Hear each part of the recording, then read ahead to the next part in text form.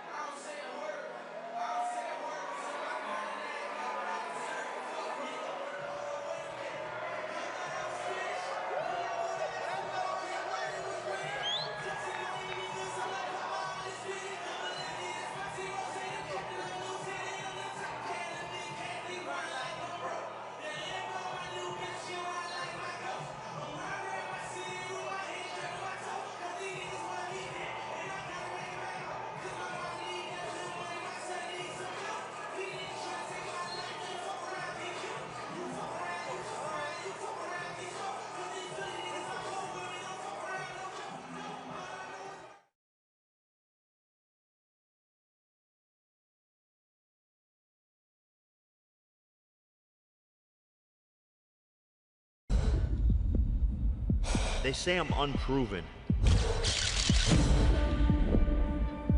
untested, that I talk big and fight small. Well, surprise, bitch.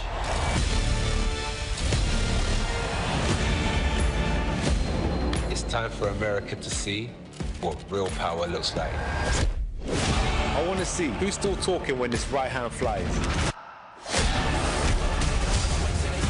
This is the fight that shuts everyone up. This is the fight That shuts man down. This is the moment. This is what you want in boxing. Incredible. What a shot. It is lights out.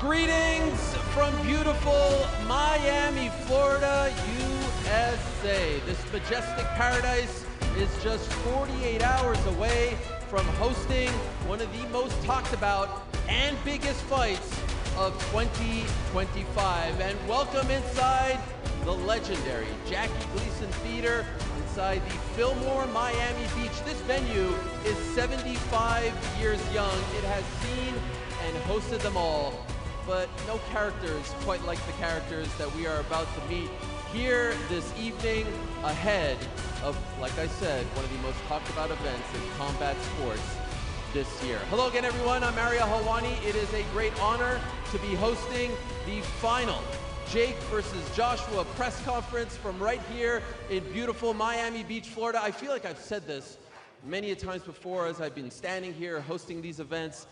Who would have predicted this? Who could have predicted 3 months ago, 4 months ago, 5 months ago that we'd be sitting here getting ready to watch Jake Paul fight Anthony Joshua in an 8-round sanctioned pro heavyweight bout live and exclusively on Netflix, the biggest streaming platform in the world, no pay-per-view required, over 300 million subscribers. This is a real thing. About a month ago, when this was announced, no one really believed it. We saw them at the first press conference. I was there. We were all amazed by the size differential. Well, here we are, my friends. It's fight week. We had a great showcase yesterday. This is the final press conference. Weigh-ins tomorrow, and then fight night on Friday. Now, every time Most Valuable Promotions and Netflix come together, this now for the third time, they continue to level up. First event about a year ago, Jake Paul, Mike Tyson. Then in July, at the world's most famous arena, Madison Square Garden, Katie Taylor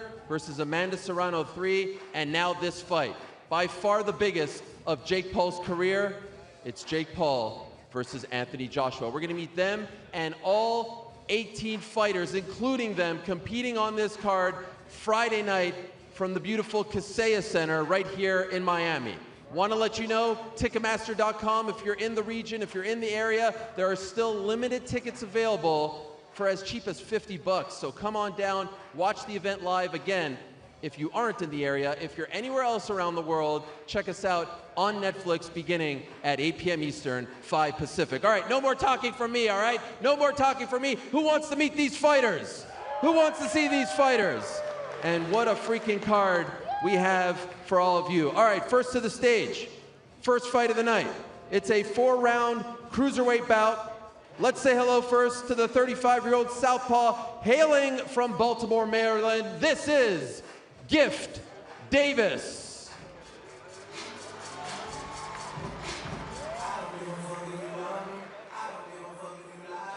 His opponent, the 2-time Brazilian Olympian and amateur national champion, making his MVP and pro debut from Sao Paulo by way of Bahia, Brazil. Say hello to Kino Marley.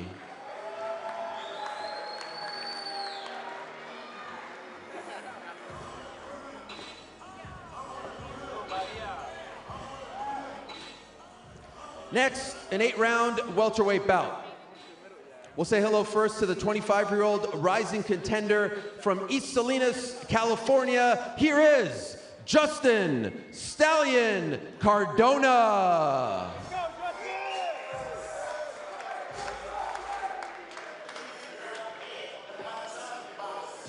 His opponent, MVP's rising contender from Las Vegas, Nevada, by way of Chattanooga, Tennessee. Please welcome Avius, the underdog, Griffin.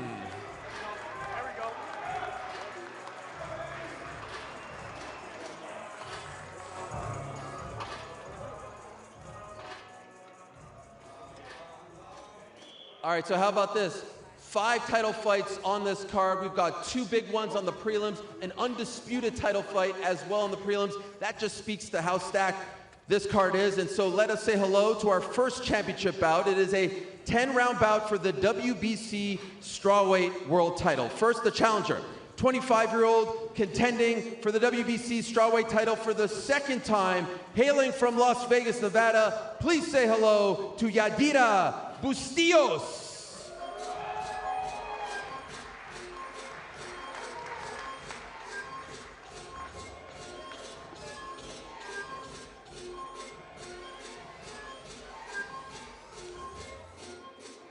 Her opponent is the 6-time 3-division world champion. She is MVP's WBC strawweight reigning, defending world champion. She hails from San Jose, Costa Rica. Please say hello to Yocasta Valle.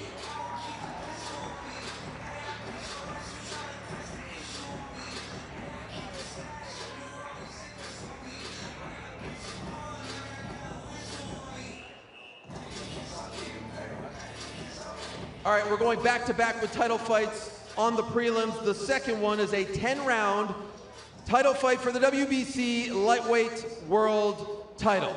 First, the challenger. We'll say hello to the Italian southpaw and sparring partner to a world champion named Katie Taylor. You may have heard of her. She fights out of West Palm Beach, Florida, via Latina Italia. Please say hello to Camilla Panatta.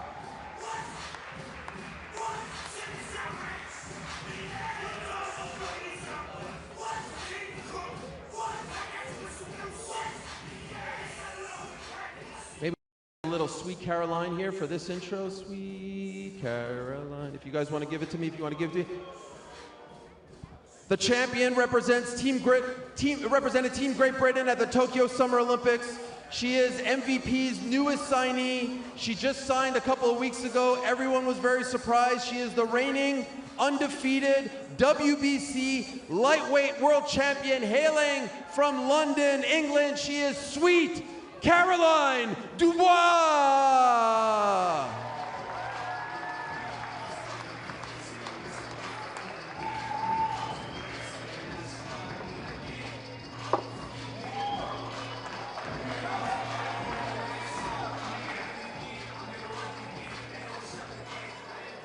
And now headlining the preliminary card is the aforementioned undisputed title fight. It is an undisputed title fight at 118 pounds. That is the bantamweight division. First, the challenger, a 3-time Canadian amateur national champion and MVP's undefeated, number 4 ranked IBF, number 5 ranked WBA, and number 8 ranked WBO contender, hailing from Mississauga, Ontario, Canada. Please say hello to Amanda Gale.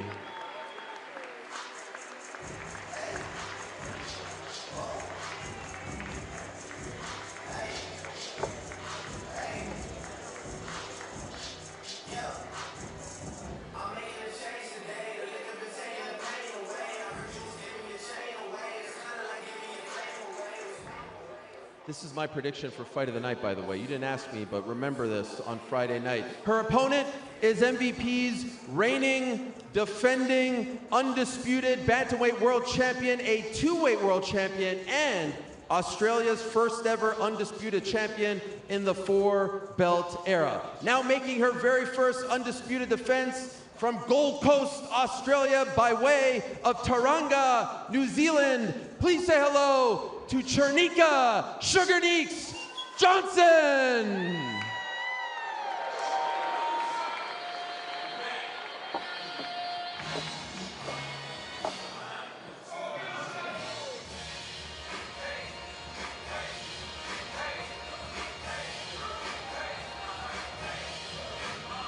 And that is your preliminary card. At 8 p.m. Eastern, we move along to Netflix. Again, the biggest streaming platform in the world, over 300 million subscribers. No matter where you are on this planet, you'll be able to watch this fight card. Opening the card, a 6-round super featherweight bout at 130 pounds. It's a matchup showcasing two of the division's most promising rising talents. First, let's say hello to the 25-year-old prospect. Perfect record, 5-0, 5 knockouts, 3 of them coming in the very first round. From Los Angeles, by way of Barranquilla, Colombia, Kevin Cervantes.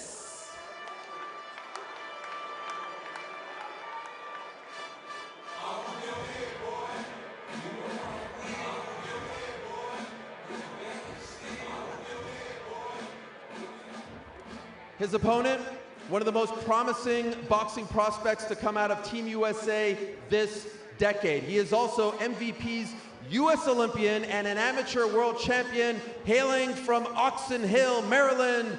Please give a warm Miami welcome to Jamal Harvey.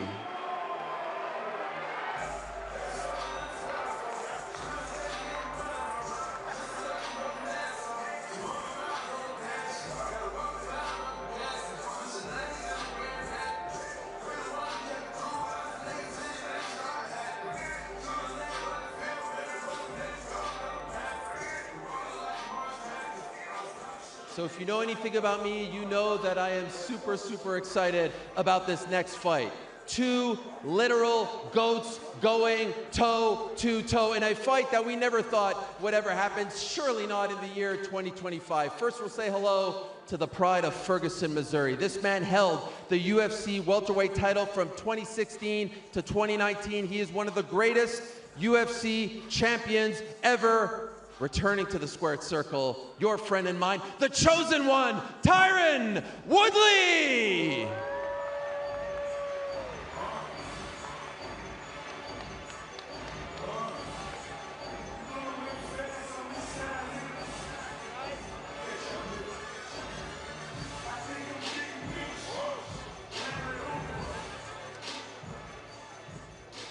My friends, we are in the presence of greatness. It is a great honor. It's a great privilege to say hello to arguably the greatest MMA fighter of all time. At one point, he held the UFC middleweight title for nearly 7 years. He's the most decorated champion in UFC history. He has seen and fought them all, and back in 2021, he transitioned quite well, I might add, to the squared circle and has had a nice little run. He is the one and only, in many people's eyes, the GOAT, the pride of Brazil. Please give a warm welcome to the one and only Anderson, the Spider Silva!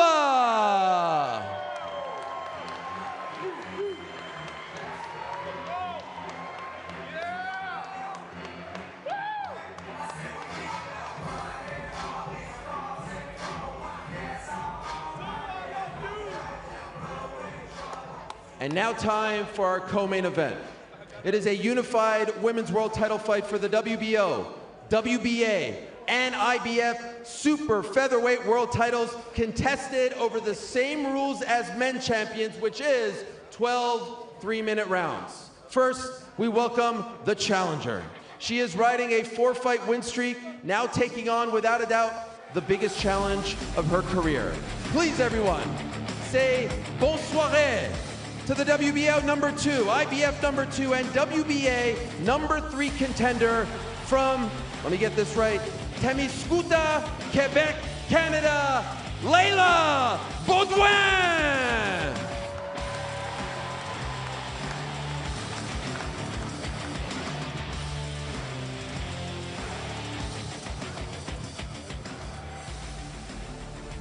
And her opponent.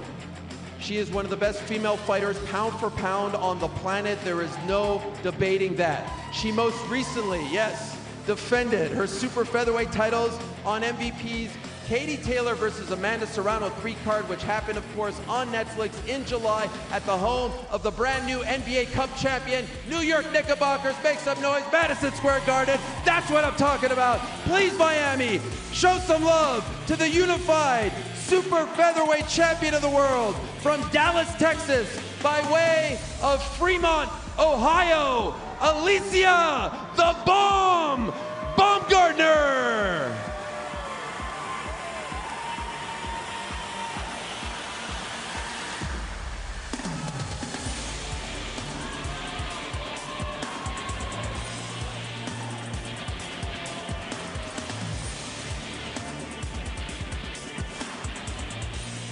And last but not least, time now to say hello to our main event. A sanctioned professional heavyweight bout, 8 rounds, 10-ounce gloves. Here they are.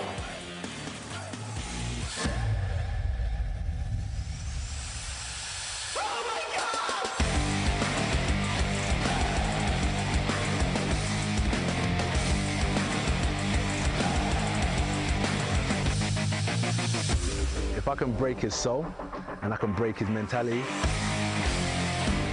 then I've broken Jake. First up, he is a 2012 Olympic gold medalist, a former 2-time unified heavyweight world champion. He's one of the greatest heavyweight boxers of all time. He represents Nigeria, Great Britain, the United Kingdom, Watford, England. He is the man who has not fought since September of 2024, and the world is waiting with bated breath for his return. We are 48 hours away from the return of the one and only Anthony Joshua!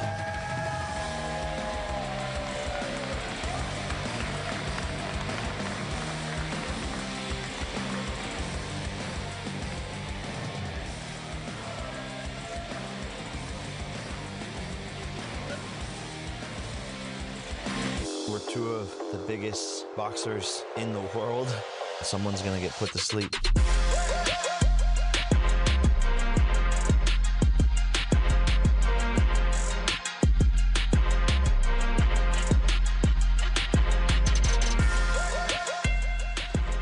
His opponent made his boxing debut in this very city almost 6 years ago. That's it. Since then, he's amassed a record of 12-1. He is the number 15 ranked WBA cruiserweight contender.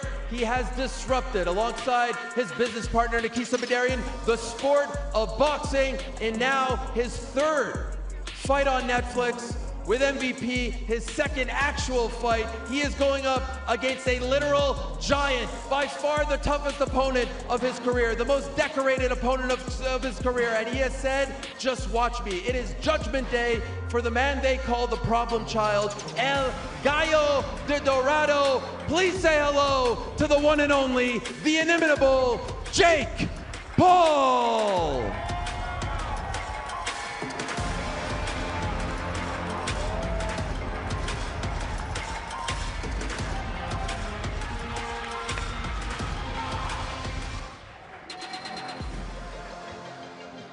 Okay, that was a lot of intros. Thanks, guys. Appreciate it.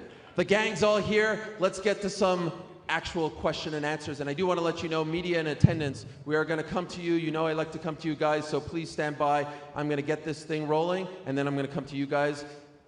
Mr. Joshua, can I start with you first? Yeah. Are you listening to something?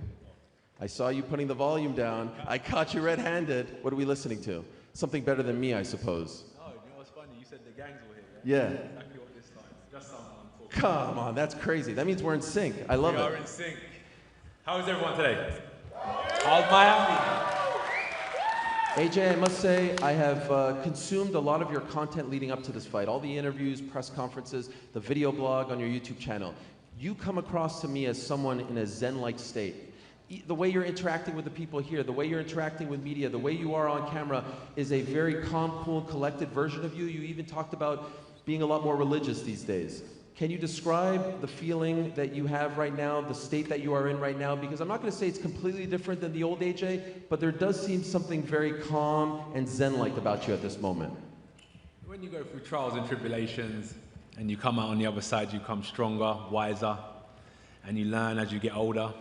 I'm not the same person I was when I was 15, 25. I'm a 36-year-old man now, so I'm a lot more seasoned. And in terms of religion, we're all one under God's eyes. And I pray, you know, that everyone sees that same way that I do. and I just keep God by my side, really. And that's it. I'm in a good place.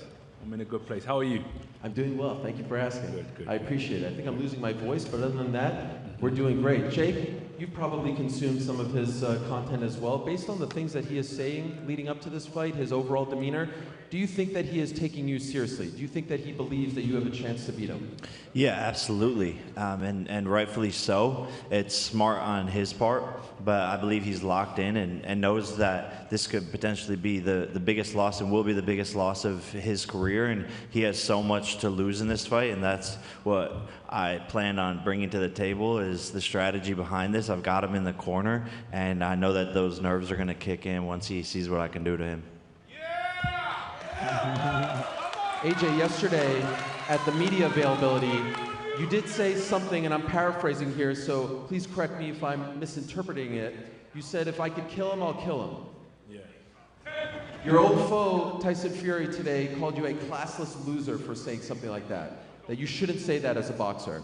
Could you explain to us what you meant by that, and could you please respond to Tyson's statement? It's my job. We fight.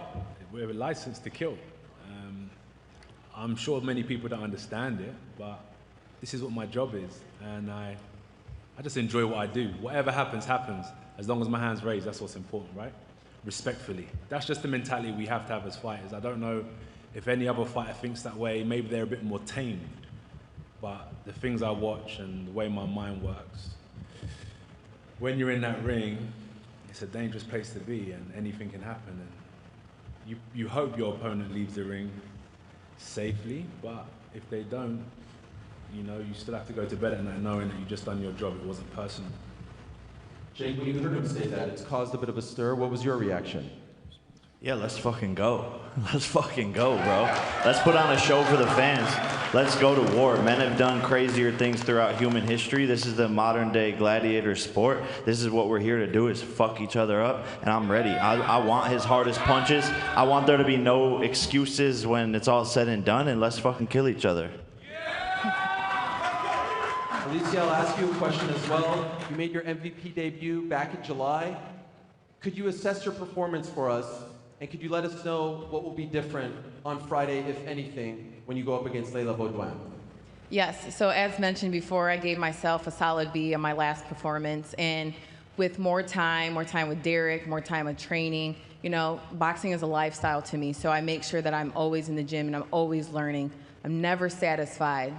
And I am my biggest critic. So I understand what is ahead. Friday night, you will see a complete fighter. The fact that I get an extra minute, you will really see the skills that Alicia Baumgartner has. And by the way, why was it important for you to fight the traditional championship men's rules, 12 3-minute rounds? Absolutely. MVP stands for equality, and they gave me the option, and I took the challenge. As always, I am a competitor. I never back down. I always say yes. And again, you will see just an awesome athlete, a woman athlete, Friday night doing what she does best. Leila, I saw the face-to-face between you guys a couple of days ago, and she was obviously very confident. She always is. Every one of you are. But she kept saying, it's not if I beat you, it's when I beat you, to your face. What did you make of her presence? What did you make of the things that she was saying to you before this fight? I really don't mind what she says. I believe in myself. I know my worth. So whatever she says, it goes up here. Based on what you have seen from her as of late, could you give us some insight?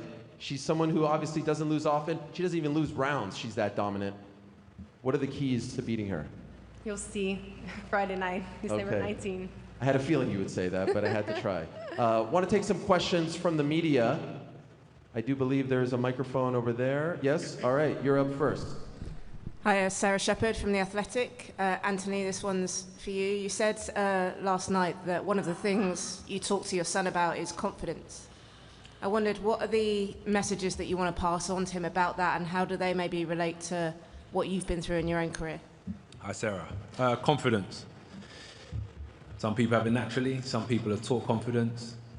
It's good to be confident when you back it up with hard work as well. And at a young age, I just installed that in him. And what legacy do I want to leave for my son? I think mainly the importance of prayer. I think if I can leave that with him, he will always know how to talk to me in the future, because I'm not going to be here forever. So that's probably one of the things I love to leave him to understand the importance of prayer. Thank you. Can I ask you a follow-up? Yes. I remember before the Francis Ngannou fight, you didn't make this into a boxing versus MMA thing. You said, I'm going out there to fight this man, and it's just about me and my journey. I'm not doing it for the sport. But I did notice yesterday you said you're kind of carrying boxing on your shoulders here. You are going to do this for boxing. You did say it, and I felt like it was a little bit different. Why is the mindset different for this particular battle? Oh, good question. I don't know, but I remember with Ngannou, remember he beat up Tyson Fury over 10 rounds, and somehow Tyson Fury got the decision. But I think Ngannou won. And I was then called in to fight Ngannou. And I knew there was a lot riding on it. And with this one, in terms of putting boxing on my back, it just seems like I'm being called in to, I don't know, save the pugilists, the purists of boxing and so on. People don't like the fact that I'm fighting Jake. Whether that concerns me or not is another question, but if we look at the people that want me to, that don't want me to be here, but they want me to put an end to Jake Paul's show, I understand it, and that's why I have to carry boxing on my back with this fight. I'm not going to ask you about the critics this time. I learned my lesson. What did I say about the critics? You said stop asking about the critics. Stop oh, we have to focus on more positive. Exactly. That's why I'm not going to ask you about them. But Jake, do you view push it? your confidence. Absolutely. Do you view it this way? Do you view it as old guard versus new guard, that he's representing boxing and he's been tasked with ending the Jake Paul experience, and it's up to you to keep it going?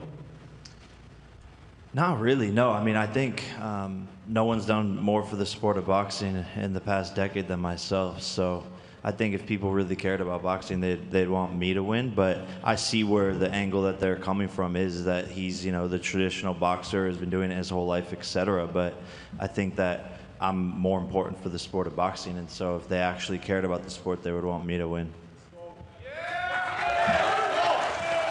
A question for Anderson Silva. Anderson, boa tarde. Good to see you, my friend, again. Good to see you, brother. How are you? I know we don't usually like to talk about age, but your age is very significant. You are giving us all old guys some hope. At 50 years young, you're still doing it, and you look better than ever. Give it up for the great Anderson Silva.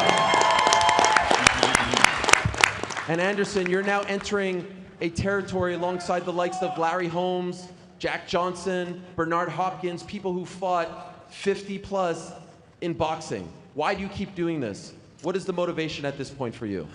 The motivation is passion and love, you know. And I have my big idol here in the front of me, you know. And when I remember when I watching the Mr. Roy Jones fight in the Olympic Games, I just look at and say, whoa, one day I come champion the same this man. And I'm here today, you know, to show my respect for boxing community.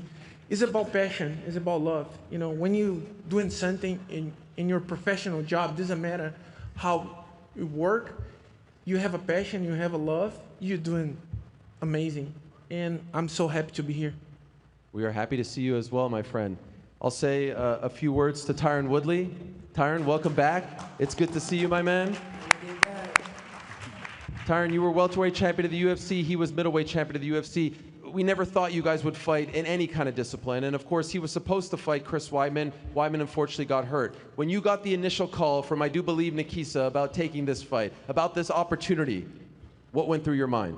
You know what's crazy? I was in Joshua's neck of the woods filming a movie in London, and Nikisa hit me up and asked me what this post was about. It's a post about comeback season, and I was training, and he was like, what's this post about? I said, well, I'm training for the unsigned fight. And I was like, you wouldn't be calling me unless there's something on the table, so what's going on?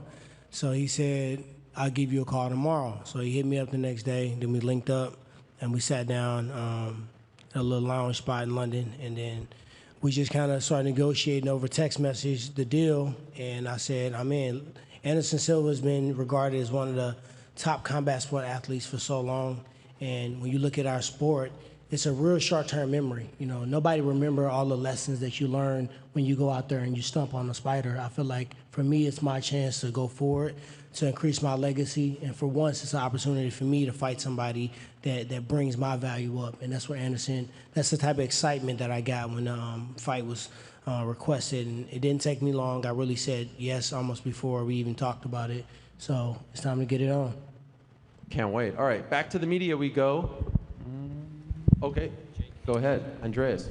Andreas Hale, ESPN. First question's for Jake. Jake, you've spent your whole career proving people wrong. This would be the ultimate proving people wrong moment. If you beat AJ, what is next after this? Where do you go from here? Yeah, I think there's a long list of names, and there's still a lot of mega fights, and I still want to become world champion at the end of the day. So there's still a long journey ahead after this fight. Does that mean world champion at heavyweight? Is it cruiserweight? What weight class? I mean, most likely cruiserweight, but you never know. I can't imagine myself 5 years ago thinking I would be here, sitting here today. So let's go for the heavyweight championship. Why not? Question for AJ. Anthony, you've conquered the UK. You're a big star there, but this fighting on Netflix is different. This fight, what does this do for your career and your marketability? Forget just winning the fight, but exposing yourself to all of these subscribers and all these viewers. This is the biggest audience ever that's going to watch your fight. You believe so? It's going to be the biggest audience. Online, yeah. That's going to be amazing. That's going to be amazing. Thank MVP for the great opportunity. Thank Netflix. Yeah, it's a chance for me to showcase my skills while I'm here and doing what I'm doing what I love to do. All of us that are here today, sat at every table. What an opportunity, man. That was one of the main reasons why I wanted to take the fight, because I said it was a great opportunity. I saw what this meant. It's not even my biggest payday. It's not about money. For me, it was more about the opportunity I have to showcase my skills to the world just before Christmas as well. And I thought there'll be a lot of people at home enjoying this show. And yeah, this is great boxing. We get women's boxing on here as well. Free frees for the first time. It's amazing chance for us to all showcase our skills. So we're all here to put on a great performance Friday. Last question. I mean, the big thing is exposing yourself to American audiences, people who haven't seen you fight before. What can they expect from you if they're tuning in for the first time on Friday night? What can they expect from me? Good ring entrance, a guy that's very well conditioned, understands the squared circle very well, understands himself very well, and is in a good place mentally and a good place physically, and just ready to go to, I wouldn't say go to war, but ready to showcase my skills, my punch selection, and my punch power. Basics. I'm looking forward to it. Also, for Jake, what do you think about the Bridgerweight title?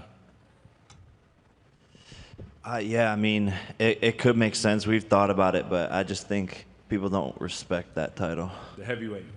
The Bridgerweight. A big task. No, but I mean, the heavyweight, if you want to go for that, that's a big. You gotta set I mean, your yeah, goals look, high. I mean, it is a big task, but I mean, if this fight were 14 months ago or whatever, however many months ago you had the belt, then when I win, it would have been me becoming the heavyweight champion of the world. So you would have beat me for the belt. And you claim you're better than Tyson, all these people. So I mean, we'll see. It's going to be fun to see where my skill set's at. I got to claim that I'm better than you. That's where my focus is, and I'm going to prove that on Friday. We shall see. All right, back to the media we go. This is Brian Graham from The Guardian for Jake and then AJ. Anytime a disruptor comes around in any industry, there's going to be pushback and skepticism from the establishment. When people question, whether fights like this are quote unquote real, like Deontay Wilder said something, what's the simplest answer you give them? I give them a cease and desist letter in their email for lying on my name, and then the lawsuit's coming right after because these people won't stop lying. And I honestly take it as a compliment, but people need to shut the fuck up. And Deontay Wilder, he's been hit a lot by Tyson Fury, so he's clearly not the smartest guy. But there's nothing in the contract. AJ can attest to it. We're going to war, and that's the end of the day that all my fights have been like.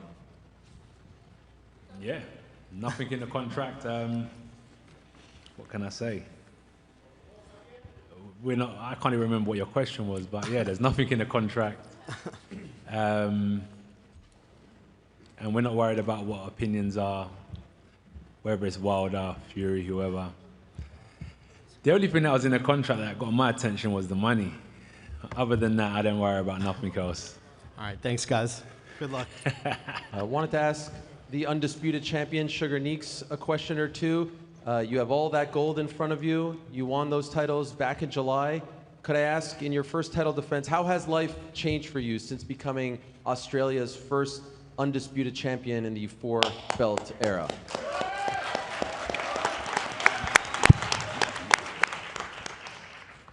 To be honest, I feel like it hasn't overly changed. I'm still as hungry as ever to keep all these belts. I still train just as hard. It's just some collection to the other collections I want to collect. Okay. Your opponent last fought in September in Montreal, a very, all-action type of fighter, likes to sit there in the pocket and just go. That's why I think this fight between the two of your styles may be the fight of the night. What do you make of her style, and what are you expecting from her come Friday?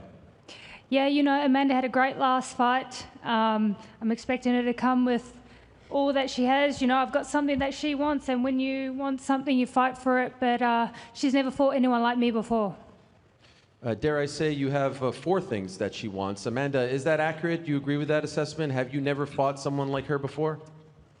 I've been in the game for 20 years.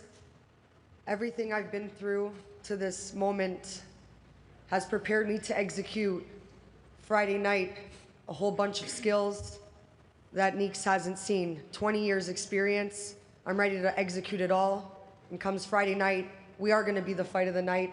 Neeks, thank you for the opportunity. MVP, Nikisa, Mike Lenardi.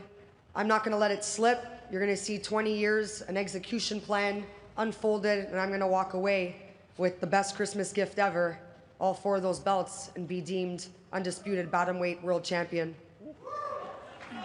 I like that. Great promo. Jay, can I ask you a quick question? Earlier today, Eddie Hearn spoke to IFL TV and said that the fight would be contested in a 22 by 22 ring. Is that accurate? And if so, how do you feel about that? Yeah, that's accurate. Pretty standard. I think fights range from 20-foot rings to 24-foot rings. So, yeah, 22 feet, and I feel great about it. Any issues with that, Anthony? No. Okay. We'll go back to the media questions. The Warlock, the one and only Gareth Davies. Hello, sir. Thank you, Ariel. Good evening, gentlemen, ladies. Question for you, Jake. I'm here representing TalkSport and The Telegraph, Gareth A. Davis. Jake, question for you. When you lie in the shadow gleam at night in the last few weeks and you're visualizing, talk us through the sequence of how you hurt and finish Anthony Joshua. Yeah, look, I'm not going to go into the exact game plan and give it away, but, it's boxing, boxing skill, boxing on the outside. He's obviously going to come forward, bring the pressure, be the bigger man, and it's just being slick, float like a butterfly, sting like a bee. A question for the great Anderson Silva and the great Tyron Woodley. Gentlemen, great to see you on this card as well. Anderson, you've been in the ring with Jake. Tyron, you've been knocked out by Jake. You first, Tyron. Is Jake capable of beating Anthony Joshua? Well, that's one hell of a way to start a question, though. Yeah, jeez, Gareth. Shit, I landed a lot of punches too. OG Triple O. Yeah, I had 2 bouts with Jake, and I feel like personally, I feel like I spent the most time in there with Jake, and I'm actually the only person that ever even hurt Jake. And when you look at, you asking me about their fight, because I kind of want to focus on Anderson, but I'll graze over their fight if that's what you're asking. Is that what you're asking? I just want to know. I feel like it's a good fight. I feel like it's a fight that that obviously Joshua got a ton of skill and power, and this is his home base, and this is what he started in. But Jake also has a lot of self-belief in himself with power as well, and sometimes he just got that screw loose that believe he can do it, and you can't knock a person with that. So at the end of the day, that's why I feel like it's a good fight. Anderson is a great opponent as well for me, and I feel like, if Jake is going to step up and fight Anthony Joshua, and this is supposed to be my craft and my sport, I'm going to back down from fighting Anderson Silva. No, and a lot of guys did. A lot of guys didn't step up. A lot of guys denied the opportunity to fight him. So it was kind of a theme for me. I feel like, everybody need to, step up. This is what we do. If somebody punched me in the alley right now, I'm swinging. I'm not going to ask you your weight, where you from. I'm not going to ask you your height, your record. I'm going to fight you. And that's what you're going to see on Friday. I'm going to fight Anderson.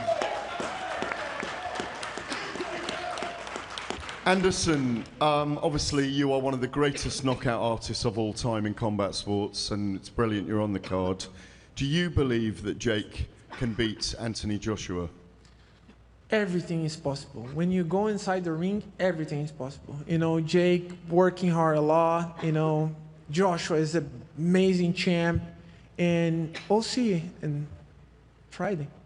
Last word for you, Anthony, because you deserve it, because you have been two-time heavyweight champion of the world, future Hall of Famer, Olympic gold medalist. You've been brilliant for over a decade in heavyweight boxing.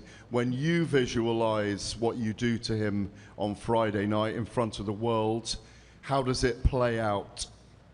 Good, really good, exciting on both parts. And me just being just too mentally strong, really.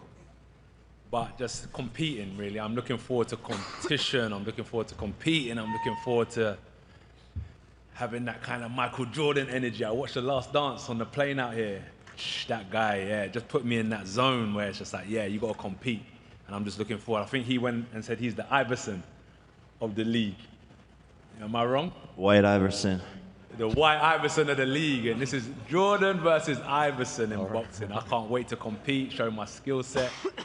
Yeah, man, it's going to be good. I remember Iverson crossing up Jordan. I don't think you were born when that happened, but it was a pretty memorable moment. Anyway, just going to mention that. Jamal Harvey, nice to see you, my friend. Second pro fight. Getting an opportunity. Much was made. I'm going to stand here so I can see you. Much was made when you signed with MVP. A lot of people were wondering who you'd sign with after the Olympics. Extensive amateur career. Could you tell us why you chose MVP to be your promotional outfit? I chose MVP. First, I want to say thank everybody for coming. I'm ready to put on an amazing performance. But I chose MVP because I just got an opportunity, first and foremost, to be around these guys and be comfortable with them. Jake coming to the Olympic Training Center, get to talk with him, saying that he was a pretty brilliant guy, marketing-wise, business-wise, and he was doing great things for the sport. Who else? I got Mike Lenardi. I've been around him since the amateurs. Felt comfortable with him. Knew he would have my best interests, and he knew a lot about the game. Then it was all going to a show. I went out to a show. I've been to plenty of pro bouts, and the way that they ran their shows, I watched the Katie Taylor versus Amanda Serrano.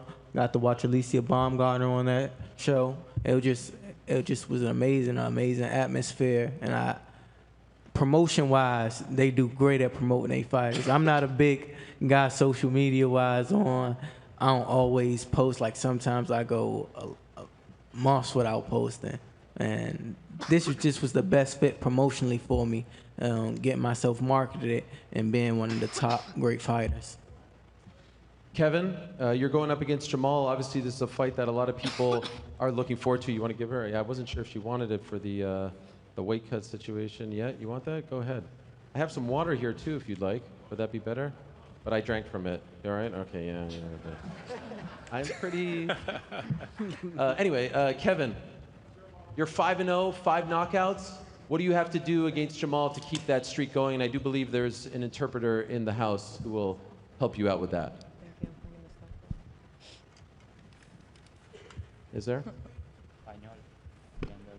Is there an interpreter somewhere? Kevin, tienes un 5-0.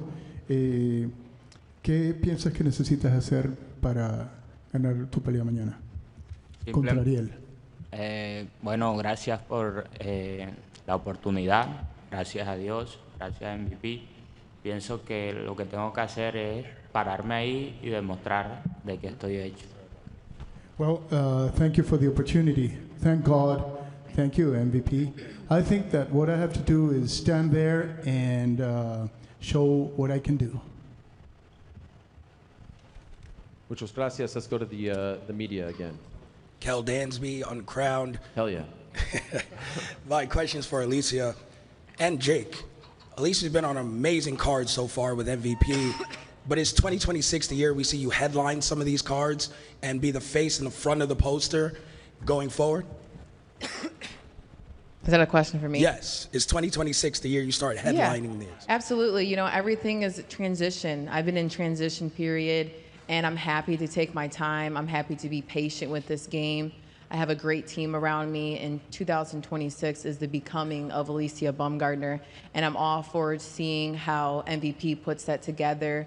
And they're great. You know, they listen, they're very vocal, they hear my needs, and you will definitely see me main event soon. Jake, is that already in the Facts. plans? This is the future of women's boxing right here. So next year is going to be big. Quick follow-up, Alicia. We've seen this with Amanda Serrano. She's not scared to move up multiple divisions to chase that big fight. Is that something you're willing to do next year as well, where I know you're undisputed champion, but all comers, no matter what weight class, you're open to fight the biggest and baddest names in the sport? Absolutely. I came into this game as a competitor, as a challenger, as a champion. I don't dunk no smoke from nobody. And yeah, 2026, you're gonna see type of, I'm not even gonna say that. You just gonna see. If you are unfamiliar with Caroline Dubois, you are in for a treat. She is making her MVP debut on Friday's card. She's one of the best boxers in the world, and it was big news when she signed with MVP just a couple of weeks ago. Caroline, it's great to see you here. It's great to have you on this card. Do you view this as your coming out party, your first pro fight in America, such a big stage? Is that how you are viewing this? First and foremost, I want to say a massive thank you to Miami, to everybody here in this room with me. It's a blessing, a privilege, and I'm soaking it all in. I think every kid's dream is to fight in America. I remember growing up watching Mike Tyson, Floyd Mayweather, Roy Jones, and all these guys, these American superstars. And when you make it in America, you make it. And having the opportunity to cross the pond so early in my career is a blessing, a privilege. And honestly, I just can't wait to go out there, perform, and have everybody knowing my name, because I know that's exactly what's going to happen. I saw a great picture of you, AJ, with Caroline. Tell the people why she's so special. And I know you don't have to talk about her brother, just her. Just tell us why she's so good. She comes from a good fighting stock. She comes from a great family. Her brother was heavyweight world champion. He's the last guy who beat me. Me and her brother trained together in the amateur system. And I think she's had a great upbringing, if I'm honest with you. So, and when I say great upbringing, I'm not too sure in terms of school, but I know as a fighter, she was brought up as a fighter. And this sportswoman, this fighter can definitely throw hands. So Caroline Dubois, from Europe to USA to Africa to wherever you are, make sure you tune in and watch this girl, because she's got some real talent. Her opponent is ready to shock the world. Camilla, can I ask you, a lot is being made of Caroline's MVP debut. Are you sort of relishing the idea of ruining everyone's plans and ruining the party? I'm sorry, can you repeat, please? What did you ask? Italiano? Sí, yeah, no, I can understand. I just don't speak very good English. Okay, no, I understand. A lot of excitement, hype about her debut. Yeah. Do you like the idea of spoiling it, of ruining the plans, beating her? Yeah, of course. I'm here for this. I'm not here for just to show up. I know the level of this fight because I know Caroline, and first of all, I want to say thank you to MVP for this great opportunity on my career. And I know her level, but I also know what I passed during my whole career. And I think I deserve to be here and show that I deserve this fight. Bellissimo. Thank you. Forza Azzurri. Back to the media we go. Media. My name is Kevin Garcia, a.k.a. the Puerto Rican Kid KG, and my question is for AJ. AJ, June 1st, 2019 was the last time you fought here in America, and at that time you had an opponent, who you were also favored against. Is it important for you, because you didn't get the outcome then, to put on a sensational performance here in America and erase that from American fight fans' minds? Different times, good question, but it was different times. So I'm not carrying that same energy that happened then to now. This is another chance for me to expose myself and showcase my skills to the audience once again, for sure. But yeah, I'm not carrying that energy from back then up to now. That's in the past. It was a tragedy, it was a loss. But if you're in sports, it may happen. You may take some losses, but the goal is to bounce back. And I look at my life through getting in a lot of trouble when I was younger and finding boxing, to getting arrested before the Olympics and then getting allowed to be part of the Olympic team and then winning it, to then becoming heavyweight champion of the world, to then losing June 1st, and then getting the opportunity to fight for the titles again 5 months later, and then becoming two-time champion of the world, to losing to Dubois, and now being headline at Netflix on Friday. Through tragedy, there can always be a great story. So this is my story, and this is just part of what my life is. So yeah, that energy, there's positives with the loss, and it's a great chance for me to showcase my talent and skills once again. Thank you. I appreciate your feedback, champ. I just have a quick follow-up. You're the overwhelming favorite in this fight, both in the sports world, like the sports betting world, and of course, popular opinion. But in your own words, what's the impact of a loss for you if that were to happen? London Bridge is falling down, falling down, falling down.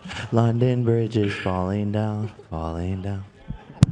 Well, I don't think it will happen, but Boston you asked a Tea question. Party. What was your question? No, my question is, of course, I know you don't believe No, that. wait, what you say? Boston Tea Party 2.0, fam. What's a Boston Tea Party? I'm fucking him up!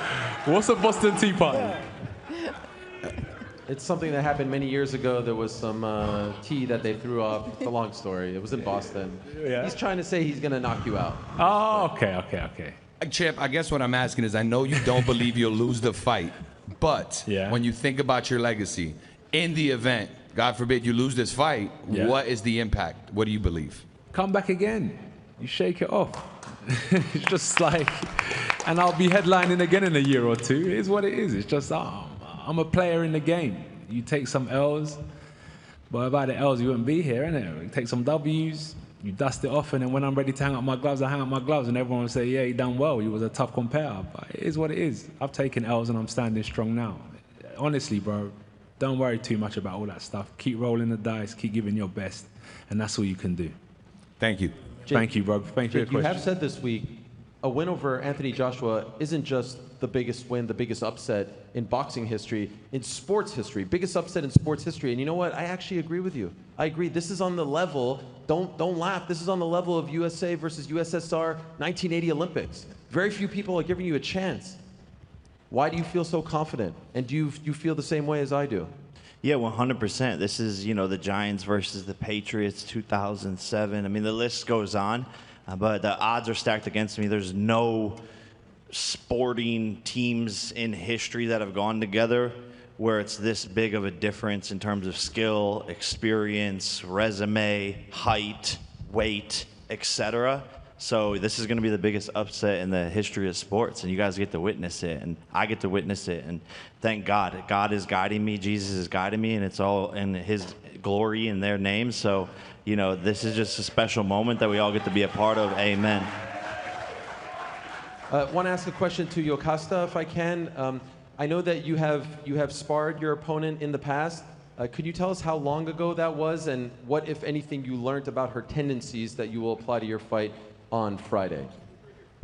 Bueno, fue muy poco sparring que tuve con ella, entonces sé que es una guerrera, tiene las ganas de ser campeona mundial, pero la verdad que yo estoy lista y emocionada para defender mi título mundial. Well, I know that I did some sparring with her, and she wants to fight me. She is a warrior. She is strong, and she wants to be world champion. But I'm here to defend myself, and that's it.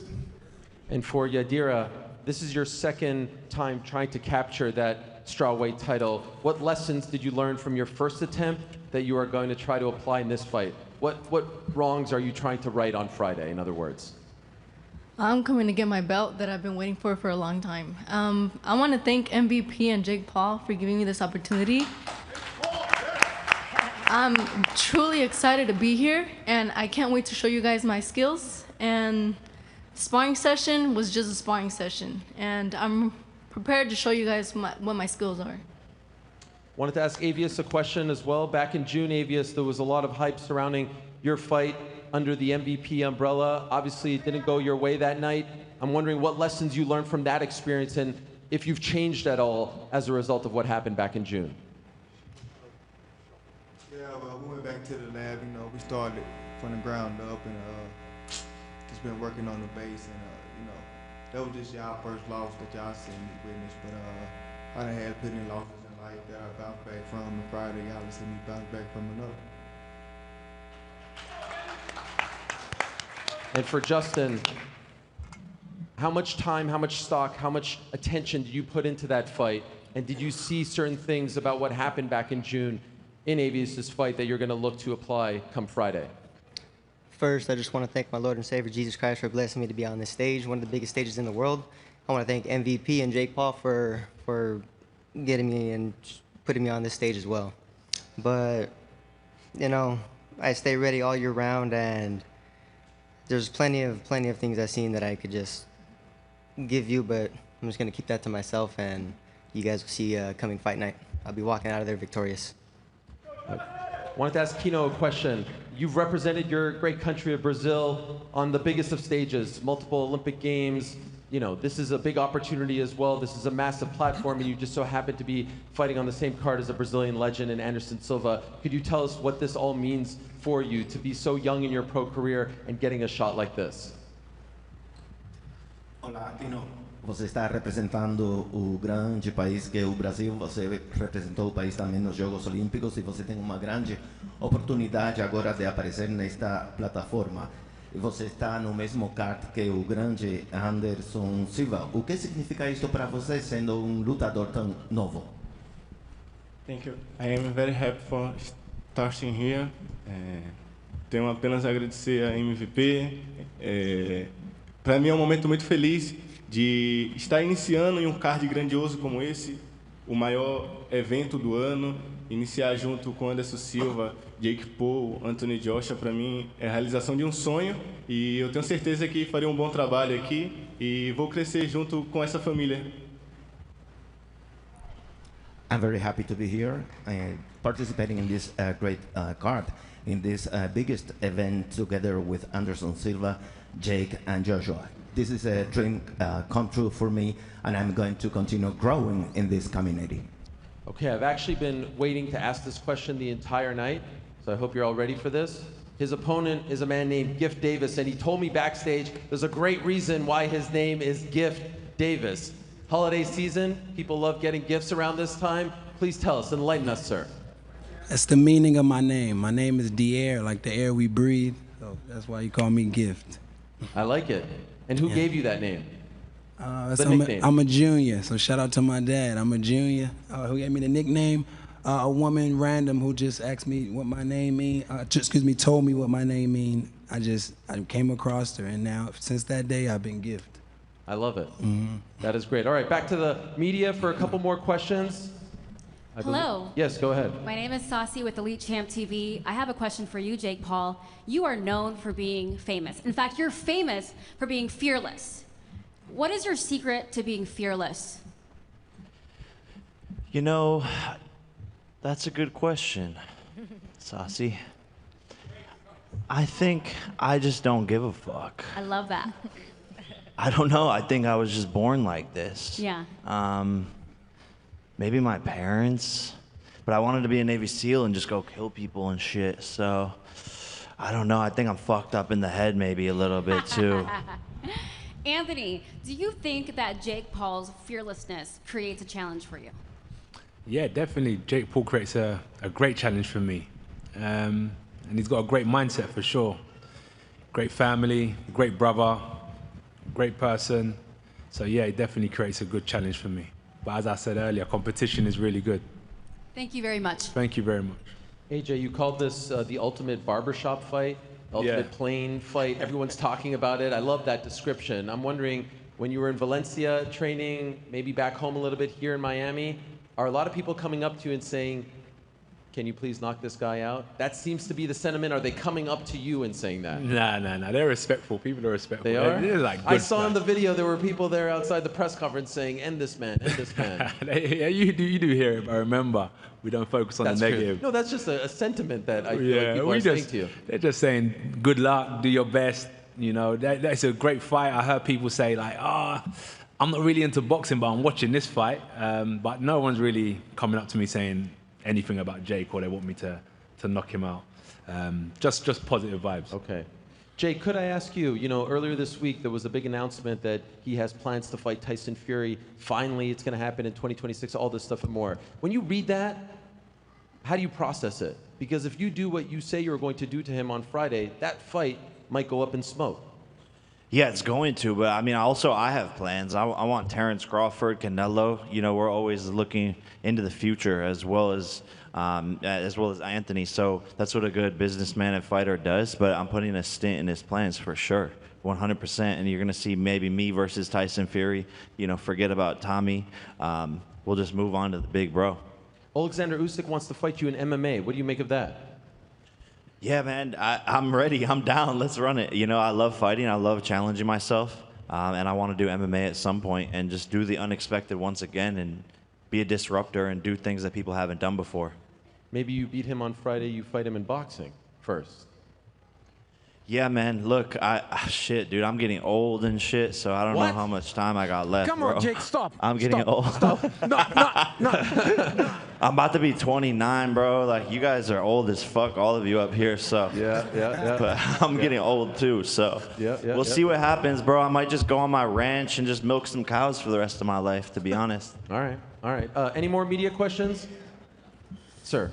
Hello, this is Elias Blanco with the Split Decision Boxing. My question is for Jamal Harvey. Jamal, pro debut, you got a first-round stoppage back in August, and now in your second fight, you are kicking off the main card on Netflix. How does it feel that Jake Paul and Nikisa Badarian have entrusted you to kick off the main card? It's an honor, like a dream come true. I'm sitting up here with all these champions, sitting around all this great talent, just my second pro fight. And being able to showcase my talent on Netflix to the world. Second, like you said, second pro fight, not a lot of people get this opportunity. And I'm not going to take this opportunity for granted.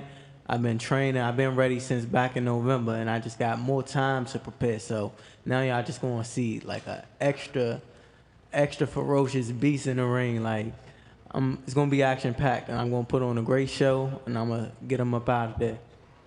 Last question is for Alicia Baumgardner and Caroline Dubois. You two have traded words in the past, especially recently with Caroline signing with MVP.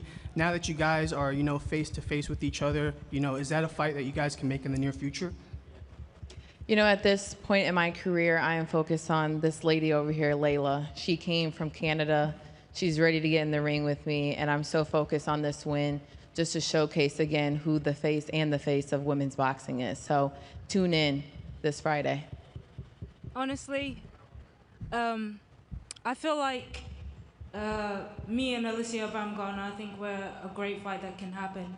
Most definitely. I think, like, as you say, you need a great dance partner. And I feel like for women's boxing, me versus Alicia Baumgartner is one of the best fights for women's boxing. 100%.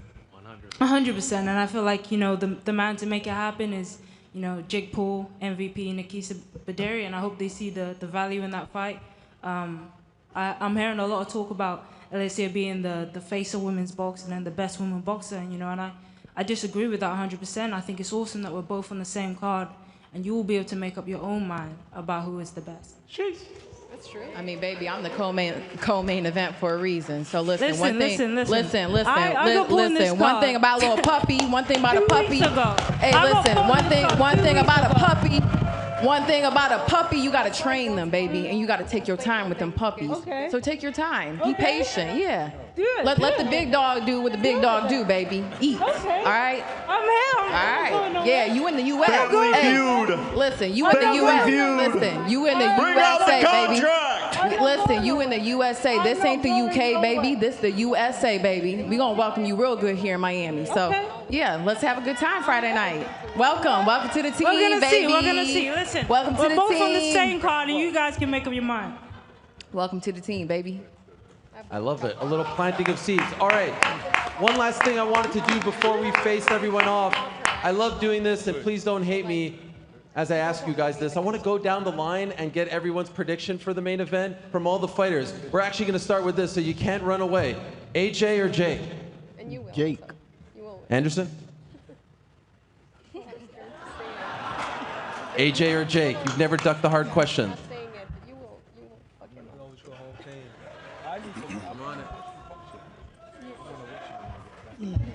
Come on. 3, 2. I don't know. 1-0 for Jake. Hey, you guys aren't gonna hurt my feelings. I want the real answer. Listen, I got Bring Jake. out the juice. Jake's got it. So it's 3-0 always for go Jake home on this team, side. man. We got 3-1 obviously for AJ. Layla, I think I heard your pick. AJ. AJ, 3-2 if my math is correct. Tyron, oh, this is a good one. I got no horses in the race. You're abstaining too? I'm abstaining. What about you, AJ or Jake? Anthony? Anthony, oh, so we're tied. I'm coming down here, so you can't duck the question. AJ or Jake? Everybody got a boxer's chance. What is that? That's sitting on the fence. I'm sitting on the fence. Sitting on the fence, 3-3. Sitting on the fence, man. Sitting on the fence, what is you guys are scared? Sitting on the fence? I think we know what the answer is when you're sitting on the fence. That's a deduct from there. What's that? Draw. All right, AJ or Jake? Jake. Jake, 4-3 Jake. Hey, Ariel, bring that drink back. You're on the fence too? Bring that drink back. Who do you think? The people. I'm gonna say AJ. I think. Yeah, that's good. AJ. Oh, 4-4. Jake. 5-4 Jake. Home team, Jake. 6-4 Jake. Jake. Jake, 7-4. Let's go. Stop the count. Stop the count. That was fun. $100. All right. Ticketmaster.com is where you can get your tickets as cheap as $50. Netflix, the biggest damn streaming platform on the planet. 300 million plus subscribers, live and exclusively on Netflix from the Kaseya Center right here in Miami. We're going to bring up Nikisa Badarian, CEO and co-founder of MVP, and face every single one of these offs. Make them noise for them, show them some love. But first, take a look at this. They say I'm unproven, that I talk big and fight small. It's time for America to see real power. Who's still talking when this right hand flies?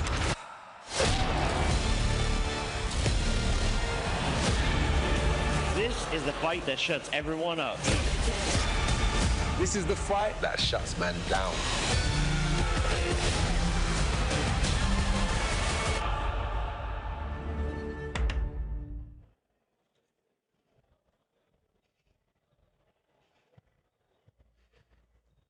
Here he is, the CEO and co-founder of Most Valuable Promotions, who alongside Jake Paul put this whole card together. Make some noise for Nikisa Badarian, who is here to face off the fighters. All right, kicking off the card. Friday night in Miami, Keno Marley versus Gift Davis.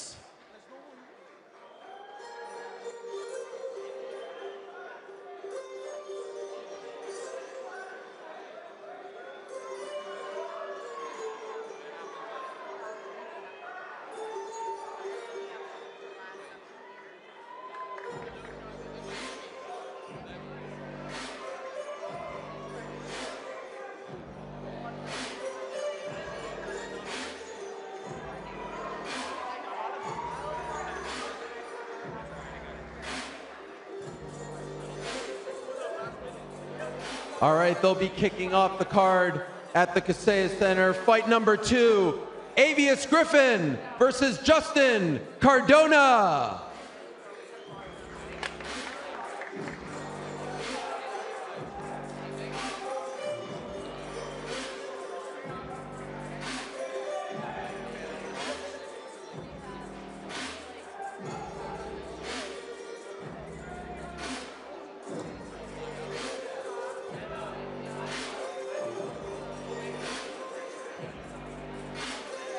An 8-round welterweight fight. Justin Cardona, 10-1, 5 knockouts. Avius Griffin, 17-1, 16 knockouts. Next up, a 10-round bout for the WBC strawweight world title. Yadira Bustillos versus Yocasta Valle.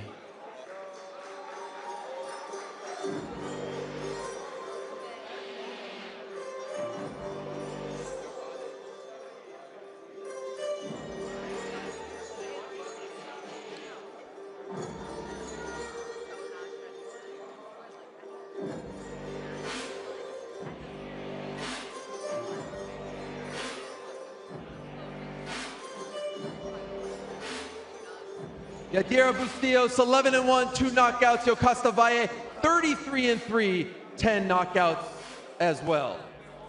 We move along now, a 10-round bout for the WBC lightweight world title. Sweet Caroline Dubois versus Camila Panata.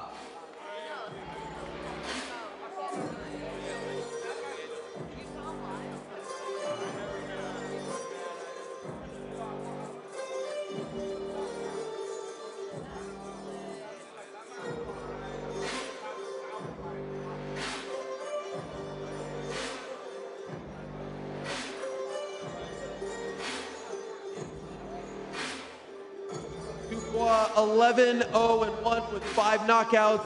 Panata 8-2-1 with 1 knockout. Next up, the headliner for the preliminary card, a 10-round clash for the 118-pound undisputed bantamweight world championship. Shernika Sugar Neeks Johnson versus Amanda Gale.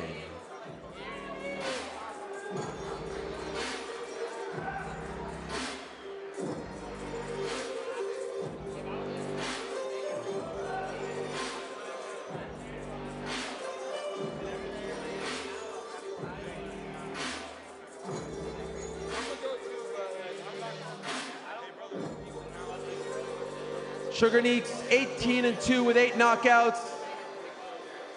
Her opponent 12-0-1 with 1 knockout. All right, on to the main card. Again, live and exclusive on Netflix, 8 p.m. Eastern, a 6-round super featherweight bout at 130 pounds. Kevin Cervantes versus Jamal Harvey.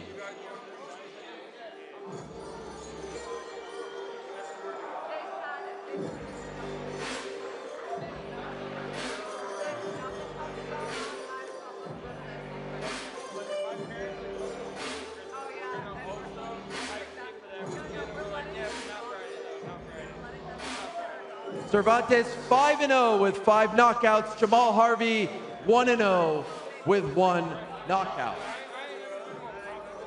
Next up, a 6-round cruiserweight bout contested at 195 pounds. The former UFC middleweight champion Anderson the Spider Silva versus the former UFC welterweight champion Tyron the Chosen One Woodley.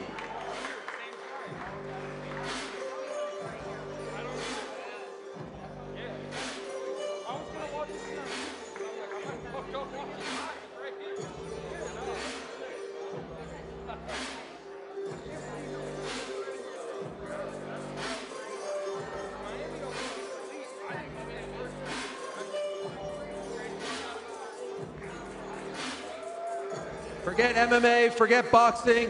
2 of the greatest fighters of all time, Anderson Silva and Tyron Woodley. Co-main event up next, unified women's world title fight for the WBO, WBA, and IBF super featherweight world titles. Alicia the Bomb Baumgartner versus Layla Baudouin.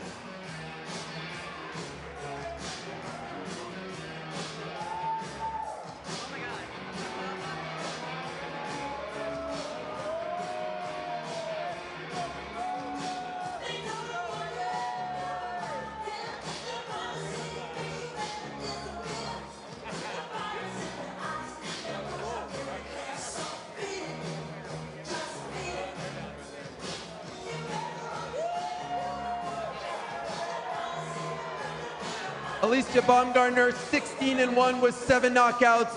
Layla Baudouin 13-1 with 2 knockouts. That's your co-main event. And last but certainly not least, it is happening 48 hours from now. Jake, the problem child, El Gallo de Dorado Paul versus Anthony Joshua.